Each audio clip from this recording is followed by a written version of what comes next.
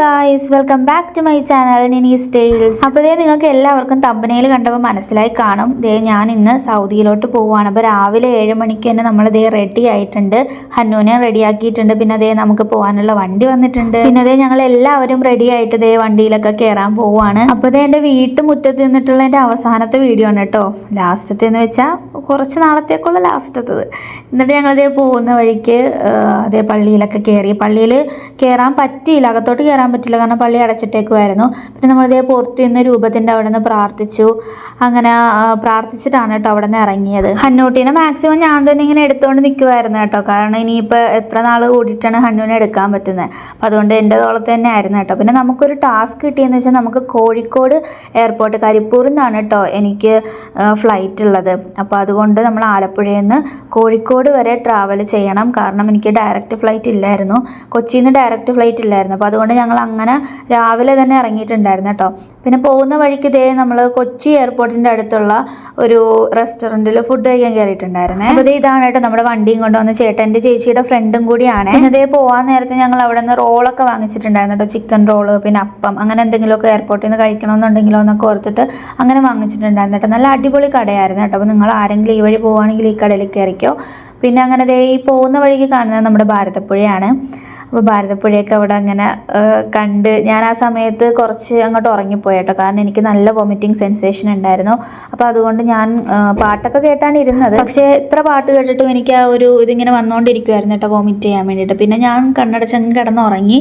പിന്നെ ഞാൻ കോഴിക്കോട് എത്താനായപ്പോഴാണ് കേട്ടോ എഴുന്നേറ്റത്. പിന്നെ ഞങ്ങൾ ഉച്ചക്കത്തേക്കുള്ള ഫുഡ് എടുത്തിട്ട് പോയിട്ടുണ്ടായിരുന്നു. ഫുഡ് നമ്മൾ തന്നെ പ്രിപ്പയർ ചെയ്ത് കൊണ്ടുപോയിട്ടുണ്ടായിരുന്നു. അപ്പോൾ പോകുന്ന വഴിക്ക് ഒരു സൈഡിൽ ഇങ്ങനെ വണ്ടി ഒതുക്കിയിട്ട് അവിടെ നിന്ന് പിന്നെ ഫുഡ് കഴിച്ചിട്ടുണ്ടായിരുന്നു കേട്ടോ. ഞാൻ ഈ ഒരു കോലത്തിലായിട്ടുണ്ടായിരുന്നേ.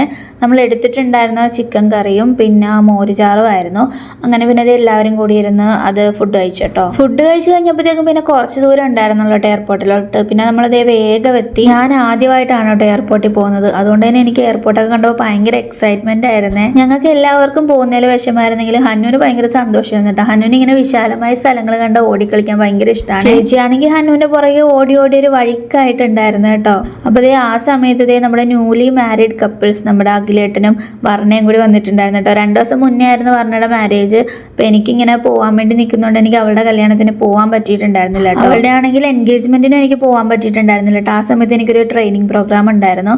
അപ്പോൾ ഞാൻ എന്താണെങ്കിലും കല്യാണത്തിന് പോകണമെന്ന് പറഞ്ഞിരിക്കുമായിരുന്നു കേട്ടോ. പക്ഷേ ഇങ്ങനൊരു സമയമായതുകൊണ്ട് എനിക്ക് കല്യാണത്തിന് പോകാൻ പറ്റിയില്ല. അപ്പോൾ എന്തായാലും അവൾ വന്നപ്പോഴത്തേക്ക് എനിക്ക് ഭയങ്കര സന്തോഷമായി. ഞാനതേ പിന്നെ എന്നെ കണ്ട് കെട്ടിപ്പിടിച്ച് ലാസ്റ്റ് ഉമ്മയൊക്കെ തന്നിട്ട് അവർ പിന്നെ രണ്ടുപേരും കൂടി ഹണിമൂൺ ആഘോഷിക്കാൻ പോയേ. പിന്നെ ലാസ്റ്റ് ഞങ്ങൾ എല്ലാവരും കൂടി നിന്നിട്ടുള്ള ആ ഒരു ഫോട്ടോ എടുത്തു.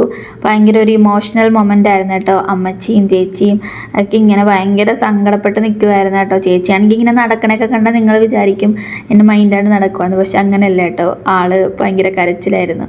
അമ്മച്ചിയും ഞാനും ഒക്കെ ഏകദേശം ഒരേപോലെയാണ്, അങ്ങനെ പെട്ടെന്നൊന്നും കരയത്തില്ല. പക്ഷെ അമ്മച്ചിയും ആ സമയത്ത് ഭയങ്കര കരച്ചിലായിരുന്നു കേട്ടോ, കാരണം എല്ലാവർക്കും ഭയങ്കര വിഷമായിരുന്നു ഞാൻ പോകുന്നത്. ചേച്ചിയാണെങ്കിൽ 2 ആഴ്ചയായിട്ട് കരഞ്ഞുകൊണ്ട് നടക്കുമായിരുന്നു കേട്ടോ, കാരണം ചേച്ചി ഭയങ്കര സെൻസിറ്റീവാണ്, ഭയങ്കര ഇമോഷണലി വീക്കായിട്ടുള്ള ആളാണ്.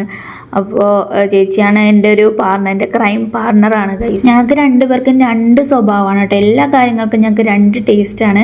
പക്ഷേ 1 മിനിറ്റ് ഞങ്ങൾക്ക് വെറുതെ ഇരിക്കാൻ വേണ്ടി ഞങ്ങൾ ചിരിച്ച് ചാകും കേട്ടോ. അങ്ങനത്തെ കോംബോ ആണ് കേട്ടോ എൻ്റെയും ചേച്ചിയുടെ. എനിക്ക് എന്തായാലും ഒരു കാര്യത്തിൽ നല്ല ഉറപ്പുണ്ട്, ഈ വീഡിയോ കാണുമ്പോൾ എന്തായാലും ചേച്ചി ഇരുന്ന് കരച്ചിലായിരിക്കും. പിന്നെ നമ്മുടെ ഹന്നൂട്ടി കറക്റ്റ് സമയമായപ്പോഴത്തേക്ക് ഉറങ്ങിപ്പോയിട്ടുണ്ടായിരുന്നു കേട്ടോ. അത് ഏതായാലും നന്നായി, അല്ലെങ്കിൽ നിനീന്ന് വിളിച്ചുകൊണ്ട് അവിടെ ആ എയർപോർട്ട് ഫുള്ള് നാട്ടിക്കും, അങ്ങനെ വിളിച്ചുകൊണ്ട് കിടക്കും കേട്ടോ. അതുകൊണ്ട് തന്നെ ഞാൻ ഹന്നൂനെ അധികം ഉണർത്താൻ നോക്കിയില്ല, കാരണം ഞാൻ ഇങ്ങോട്ട് വന്ന സമയത്ത് ഞാനിങ്ങനെ പ്രാർത്ഥിക്കുമായിരുന്നു കേട്ടോ, ഹന്നു ഉറങ്ങിപ്പോണേ, കറക്റ്റ് ഞാൻ പോകുന്ന സമയത്ത് ഉറങ്ങിപ്പോണേ എന്നുള്ളത്. ഭാഗ്യത്തിന് അതേപോലെ തന്നെ ഹന്നു ആ ടൈം ആയപ്പോഴത്തേക്ക് ഉറങ്ങിയേ. പിന്നെ ചെന്ന് അപ്പനൊരു ഉമ്മ കൊടുത്തപ്പോഴാണ് കേട്ടോ അപ്പം പൊട്ടി നിൽക്കുന്ന കാര്യം എനിക്ക് മനസ്സിലായത്. ഞാനെങ്ങാനും പോകുന്നില്ലെന്ന് പറഞ്ഞ് എന്നെ തിരിച്ചു കൊണ്ടുപോകാൻ വേണ്ടിയിട്ട് റെഡി ആയിട്ടാണ് കേട്ടോ 3 പേര് നിന്നിട്ടുണ്ടായിരുന്നത്. എന്നെ ഇത്രയും സ്നേഹിക്കുന്ന ഫാമിലിനെ എനിക്ക് കിട്ടിയതാണ് കേട്ടോ എൻ്റെ ഏറ്റവും വലിയ സമ്പത്ത്. ഇനി നിങ്ങളൊരു കാര്യം ശ്രദ്ധിക്കണം, എല്ലാവരും കരഞ്ഞിട്ട് ഞാൻ കരഞ്ഞില്ല ഗൈസ്. എനിക്ക് കരച്ചിൽ വന്നെങ്കിലും ഞാൻ പിടിച്ചു നിന്നു. അങ്ങനെ എനിക്ക് റിപ്പോർട്ട് ചെയ്യേണ്ട ടൈം ആയിട്ടോ. എനിക്ക് സത്യം പറഞ്ഞ് എങ്ങോട്ട് പോകണമെന്ന് പോലും ഒരു ഐഡിയ ഇല്ലായിരുന്നു. എന്നാലും ഭയങ്കര കോൺഫിഡൻസിൽ ഓക്കെ യോയോ ഒക്കെ കാണിച്ചുകൊണ്ടാണ് കേട്ടോ ഞാൻ പോകുന്നത്. അത് മര്യാദക്ക് തള്ളാൻ കൂടി പറ്റുന്നില്ലായിരുന്നു ആ ട്രോളി. ഒന്നും അറിയത്തില്ലെങ്കിലും ആറ്റിറ്റ്യൂഡിനും കോൺഫിഡൻസിനും ഒരു കുറവില്ല. ഒരു കൂളിംഗ് ഗ്ലാസും കൂടി വെക്കാമായിരുന്നു എന്ന് എനിക്ക് തോന്നി കേട്ടോ. അങ്ങനെ എന്റെ പാസ്പോർട്ടും കാര്യങ്ങളൊക്കെ ചെക്ക് ചെയ്ത് തീവ്രവാദിയല്ലെന്ന് ഉറപ്പ് വരുത്തിയിട്ട് അവരെന്നെ അകത്തോട്ട് കയറ്റി വിട്ടെ. അകത്തോട്ട് കയറി കഴിഞ്ഞാൽ എനിക്ക് ഫുള്ള് തിരിഞ്ഞു മറിഞ്ഞു പോയിട്ടുണ്ടായിരുന്നു ഗൈസ്. പിന്നത്തെ ബോർഡിംഗ് പാസ് ഒക്കെ എടുത്തു കഴിഞ്ഞ് വന്നൊരു ടാറ്റ കൊടുക്കാൻ വീട്ടുകാരെ നോക്കിയിട്ട് അവിടെ ഒന്നും കാണാൻ പറ്റുന്നില്ലായിരുന്നു ഗൈസ്. പിന്നെ ഞാൻ എവിടെയോ ഒരു കൈയും കാലൊക്കെ കണ്ടു, പക്ഷെ ക്ലിയർ ആയില്ല. തിരിഞ്ഞു പോയത് എന്താന്ന് വെച്ചാൽ എയർപോർട്ടിലെ സ്റ്റാഫ് തന്നെ എന്നെ അങ്ങോട്ടും ഇങ്ങോട്ടും ഇട്ട് കറക്കിയിട്ടുണ്ടായിരുന്നു കേട്ടോ. അവർക്ക് തന്നെ ഒരു തെരുവില്ലായിരുന്നു, അതുകൊണ്ടാണ് എനിക്ക് തിരിഞ്ഞു പോയത്. അങ്ങനെ ഫൈനലി ഗൈസ് ഞാൻ ഫ്ലൈറ്റിൽ കയറാൻ പോവുകയാണ്. എൻ്റെ ഡ്രീം മൊമെന്റ് ആണ് കേട്ടോ. എനിക്ക് ഇഷ്ടപ്പെട്ട ഒരു സ്ഥലത്തേക്ക്, അതും ജോബിന് വേണ്ടിയിട്ട് ഒറ്റക്ക് പോകാന്നൊക്കെ ഉള്ളത് എന്നെ സംബന്ധിച്ച് ഭയങ്കര വലിയ കാര്യമാണ്. അപ്പോൾ ഞാൻ ആ സൈഡ് മിററിൽ കൂടി നോക്കിയപ്പോഴത്തേക്കും ഫ്ലൈറ്റിന്റെ ഫ്രണ്ട് പോർഷൻ കിടക്കുന്നു. അതാണ് കേട്ടോ ഞാൻ പോകുന്ന ഫ്ലൈറ്റ്. അപ്പോൾ ഞാൻ എയർ ഇന്ത്യ എക്സ്പ്രസ്സിലാണ് കേട്ടോ പോയിട്ടുണ്ടായിരുന്നത്. കോഴിക്കോട് നിന്ന് രാത്രി 8:30 കേട്ടോ ഫ്ലൈറ്റ്. അങ്ങനെ പിന്നെ ഞാൻ അകത്ത് കയറി. എയർ ഹോസ്റ്റസ് നമ്മളെ വെൽക്കം ചെയ്തു. എനിക്ക് വീഡിയോ എല്ലാം എടുക്കാൻ പറ്റിയ ഒരു കുഴപ്പമില്ലായിരുന്നു. അങ്ങനെ ഫ്ലൈറ്റിന്റെ അകത്ത് കയറി ഞാൻ എൻ്റെ സീറ്റിലൊക്കെ പോയിരുന്നു. സീറ്റൊക്കെ കണ്ടുപിടിച്ച് ഞാൻ സൈഡ് സീറ്റ് ബുക്ക് ചെയ്തിട്ടുണ്ടായിരുന്നു. അപ്പോൾ അങ്ങനെ ആ സൈഡ് സീറ്റ് കിട്ടി. പിന്നെ സൈഡിൽ വേറെ ഫ്ലൈറ്റ് ഒക്കെ കിടപ്പുണ്ട്. അങ്ങനെ പിന്നെ പതുക്കെ സ്ലോയിൽ നമ്മുടെ ഫ്ലൈറ്റ് എടുത്ത് തുടങ്ങി. കുറേ പേര് എന്നോട് ചോദിച്ചിട്ടുണ്ടായിരുന്നു കേട്ടോ ഫ്ലൈറ്റിലെ എക്സ്പീരിയൻസ് എങ്ങനെയായിരുന്നു എന്നൊക്കെ. എനിക്കിങ്ങനെ പ്രത്യേകിച്ച് ടെൻഷനോ കാര്യങ്ങളോ ഒന്നും ഇല്ലായിരുന്നു കേട്ടോ. എനിക്ക് ഭയങ്കര എക്സൈറ്റ്മെന്റ് ആയിരുന്നു. പിന്നെ ഫ്ലൈറ്റ് എടുത്തപ്പോഴാണെങ്കിലും അങ്ങനെ ഇയർ പെയിനോ കാര്യങ്ങളോ ഒന്നും ഇല്ലായിരുന്നു. ചെറുതായിട്ട് ഇങ്ങനെ കാത് അടയുന്നുണ്ടായിരുന്നു, വേറെ പ്രശ്നമോ കാര്യങ്ങളോ ഒന്നും ഇല്ലായിരുന്നു. പിന്നെ എനിക്ക് ആപ്പാടുണ്ടായിരുന്ന ഒരു വിഷമം എന്ന് പറയുന്നത് നൈറ്റ് ആയതുകൊണ്ട് എനിക്ക് മേഘങ്ങളുടെ ഇടയിൽ കൂടി പോകാൻ പറ്റിയില്ല എന്നുള്ള സങ്കടമായിരുന്നു. കാരണം കുറേ നേരത്തേക്ക് ഒരു വ്യൂവും കിട്ടുന്നുണ്ടായിരുന്നില്ല. പിന്നെ കുറച്ചു നേരം കഴിഞ്ഞപ്പോഴാണ് കേട്ടോ നല്ല വ്യൂ ഒക്കെ കിട്ടി തുടങ്ങിയത്. പിന്നെ എനിക്കൊരു ഫ്രണ്ടിനെ ഫ്ലൈറ്റ് വെച്ച് കിട്ടിയിട്ടുണ്ടായിരുന്നു, അഫീദ. പക്ഷെ അവൾ ബാക്ക് സീറ്റിലായിരുന്നു. പക്ഷെ അവളാണ് എനിക്ക് എല്ലാ കാര്യങ്ങളും പറഞ്ഞു തന്നത്. എയർപോർട്ടിൽ എവിടെ പോകണം അവിടെ പോകണം എന്നൊക്കെയുള്ള കൺഫ്യൂഷൻസ് ഒക്കെ തീർത്തു തന്നെ അവളായിരുന്നു കേട്ടോ. അവളുടെ കൂടെ തന്നെയായിരുന്നു ഞാൻ ഇറങ്ങി ദമാം എയർപോർട്ടിൽ കാല് കുത്തിയത്. അപ്പോൾ വേൾഡിലെ ലാർജസ്റ്റ് എയർപോർട്ടാണ് കേട്ടോ ദമാം എയർപോർട്ട്. ഈ പോകുന്നതാണ് അഫീദ. അവളാണ് കേട്ടോ എന്നെ എയർപോർട്ടിലെ പ്രൊസീജിയേഴ്സ് ഒക്കെ കഴിഞ്ഞ് പുറത്ത് ഇറങ്ങാൻ ഹെൽപ്പ് ചെയ്തത്. പിന്നെ ഞാൻ ഇറങ്ങിയപ്പോൾ തന്നെ ഞങ്ങളുടെ ഹോസ്പിറ്റലിൽ നിന്ന് എന്നെ വിളിക്കാൻ വേണ്ടിയിട്ട് ക്യാബ് വന്നിട്ടുണ്ടായിരുന്നു. അങ്ങനെ പിന്നെ ഞാൻ ക്യാബിൽ കയറി. എനിക്കാണെന്നുണ്ടെങ്കിൽ അത്രയും സന്തോഷമായിരുന്നു കേട്ടോ. എനിക്ക് ഈ മരുഭൂമിയിൽ ആ പച്ചപ്പൊക്കെ കാണാൻ നേരത്ത് എനിക്ക് ഭയങ്കര സന്തോഷം.